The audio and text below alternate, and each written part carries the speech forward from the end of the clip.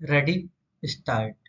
Supreme court ने नेता एवं वकील कपिल सिब्बल की उस याचिका को सुनने से मना कर सही किया जिसमें असम, उत्तर प्रदेश और उत्तराखंड के मुख्यमंत्रियों के बयानों को आधार बनाकर हेट स्पीच यानी नफरती भाषण के खिलाफ कठोर दिशा निर्देश बनाने की मांग की गई थी। सुप्रीम कोर्ट ने यह पाया कि इस याचिका में भाजपा के मुख्यमंत्रियों को निशाना बनाकर यह सिद्ध करने की चेष्टा की गई थी कि केवल वही नफरती भाषण देने के आरोपित हैं। साफ है कि इस याचिका में बड़ी चतुराई से अन्य दलों के नेताओं के विषाक्त माने जाने वाले भाषणों का जानबूझकर उल्लेख नहीं किया गया।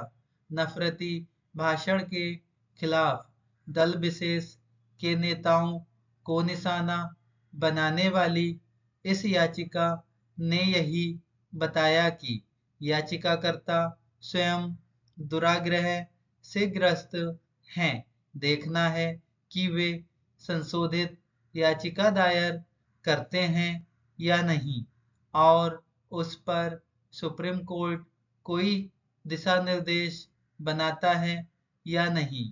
वैसे यह आसान काम नहीं, क्योंकि नफरती भाषणों के खिलाफ प्रभावी गाइडलाइंस तभी बन सकती हैं जब इसे परिभाषित किया जाए कि क्या नफरती है और क्या नहीं। इस संदर्भ में इसकी अनदेखी नहीं की जा सकती कि कई बार किसी की ओर से कटु सत्य के उल्लेख को द्वेष फैलाने वाला करार दिया जाता है, तो कई बार नफरती भाषण को अभिव्यक्ति की स्वतंत्रता का आवरण पहनाने की कोशिश की जाती है। इस सबके बीच नेताओं की ओर से नफरती या फिर विभाजनकारी अथवा भड़काऊ भाषण दिए जाने का सिलसिला कायम है। नफरती भाषण देने वाले नेताओं के खिलाफ कार्रवाई के मामले दुर्लभ ही हैं।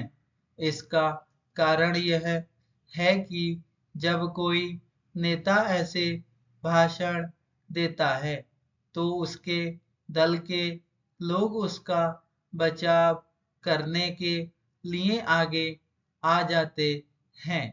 यह भी देखा गया है कि राज्य सरकारें नफरती भाषण देने वालों के खिलाफ कार्रवाई करने में प्रायः पक्षपात करती हैं।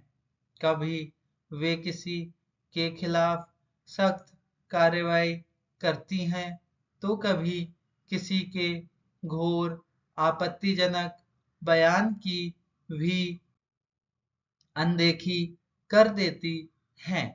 इस तरह का सबसे चकित करने वाला मामला तमिलनाडु के मंत्री उदयनिधि का है, जिन्होंने सनातन धर्म को डेंगू, मलेरिया जैसा बताते हुए उसके खात्मे की बात की थी, पर राज्य सरकार ने उनके खिलाफ कुछ नहीं किया क्योंकि वे मुख्यमंत्री स्टालिन के बेटे हैं।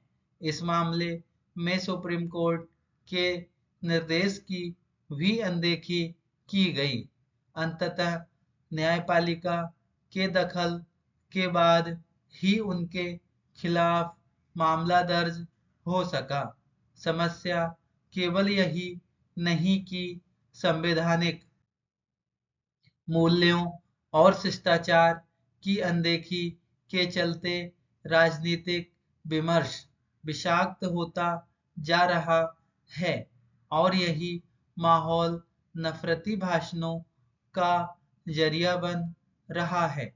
समस्या यह भी है कि नियमन के अभाव में डिजिटल मीडिया में भी नफरती टिप्पणियां बेलगाम हैं।